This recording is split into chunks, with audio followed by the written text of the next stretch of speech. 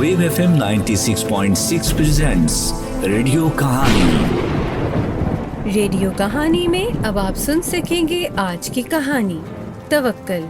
तहरीर और आवाज है ज़ोबिया शाहिद की। जिंदगी की मुश्किलात से अगर कोई हमें निकाल सकता है तो वह रब्बे कायनात की ज़ात है। ये कहानी तवक्कल का एक सफ़र है जो सादिया ने तय किया। उसने मजबूत चट्टानों की तरह आई मुश्किलात का सामना अपने तवक्कल और सब्र से किया।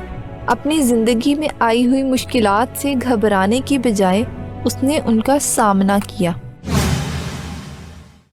सादिया कहाँ है तू? स्कूल जाने से पहले अब्बा को दवाई देना ना भूलना। मैं जा रही हूँ ठेकेदार के घर। आज उधर कपड़े भी धोने और बाजी के मेहमानों के लिए खाना भी बनाना है। हो सकता है पैसे मिल जाए तो बिजली का बिल भी जमा करवाती आऊंगी। अम्मी, मैं आज स्कूल नहीं जाऊंगा। मेरे पेट में बहुत दर्द है। अम्मी, कल भी नहीं गया था स्कूल और आज भी इसका वही बहाना है।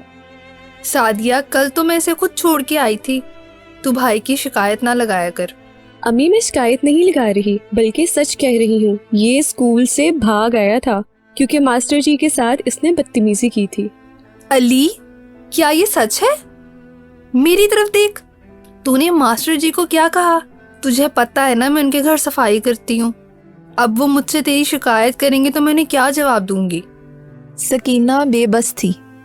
वो तन्हा घर की ज़रूरियात और 2 बच्चों की जिम्मेदारी पूरी करते करते थक चुकी थी और फिर 2 साल पहले होने वाले एक्सीडेंट में उसका शौहर भी माजूर हो गया था। अब वो मुकम्मल बिस्तर पर ही रहता था। उसकी जिम्मेदारी भी सकीना पर आ चुकी थी। अम्मी, मैंने कुछ नहीं कहा, बस मुझे सबक नहीं आ रहा था। मास्टर साहब ने मुझे तुम्हारे काम करने का ताना दिया तो मुझसे बर्दाश्त नहीं हुआ और मैं स्कूल से भाग आया। अली की आवाज़ में नमी थी, जैसे वो 12 साल का बच्चा नहीं बल्कि एक मजबूर इंसान हो जो ना तो कुछ करने की हिम्मत रखता है और ना ही अपनी माँ की तौहीन बर्दाश्त कर सकता है। सादिया को इस बारे में इल्म नहीं था।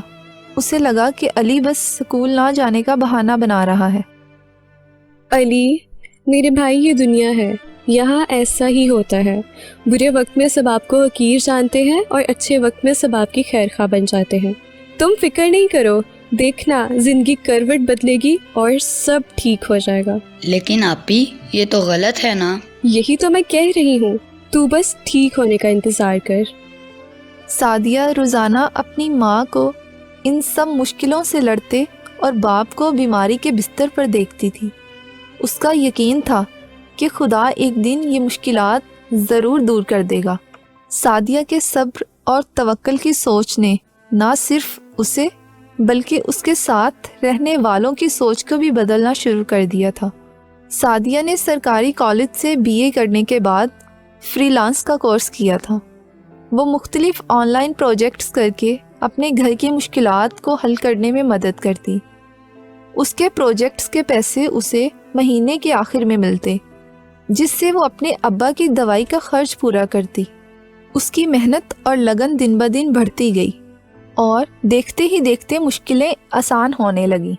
सादिया ने अपना सॉफ्टवेयर हाउस बना लिया और सैकड़ों लोग उसके सॉफ्टवेयर हाउस से कंप्यूटर स्किल्स सीखने लगे।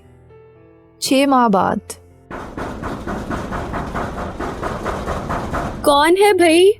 आ रही हूँ, सब्र भी करो। दरवाज़ा खोला तो सामने मास्टर साहब थे। अस्सलाम वालेकुम बेटा, तुम्हारे अब्बा घर पर हैं? जी सर, आ जाए। रशीद एकदम सीधा होकर बैठ गया और बोला, आइए आइए मास्टर जी, कैसे हैं आप? कैसे हो रशीद? सुना है तेरी बेटी ने तेरा इलाज शहर के प्राइवेट अस्पताल से करवाया है, जिससे तो उठने बैठने के काबिल हुआ है और अब वो कोई कोरस वोरस भी करवाती है गांव के बच्चों को। जी मास्टर जी। वो मैं तेरे पास इसलिए आया हूँ कि मैं भी अपनी बेटी को वो कोरस करवाना चाहता हूँ जो तेरी बेटी ने किया है।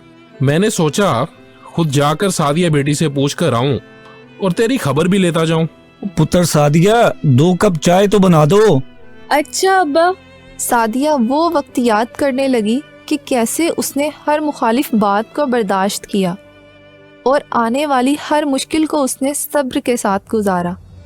ماسٹر صاحب کا سخت مزاج اور کرختگی کو اس نے بہت تحمل سے برداشت کیا تھا۔ سعدیہ کو اس کے توکل اور صبر کا انعام ملا اور وہ اپنے والدین کا بازو بنی۔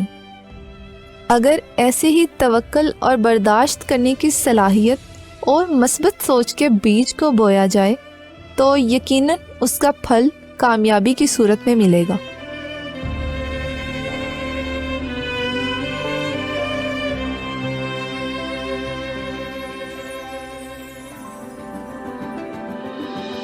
آپ سن رہے تھے ریڈیو کہانی میں آج کی کہانی توکل۔ مرکزی کرداروں میں شامل تھے عمر مسعود، فاطمہ مصطفیٰ، فرخ شیخ، مناہل صفدر اور ارحم فرخ، اور اس کہانی کو پروڈیوس کیا ہے فرخ شیخ، سلمان منیر اور ٹیم نے۔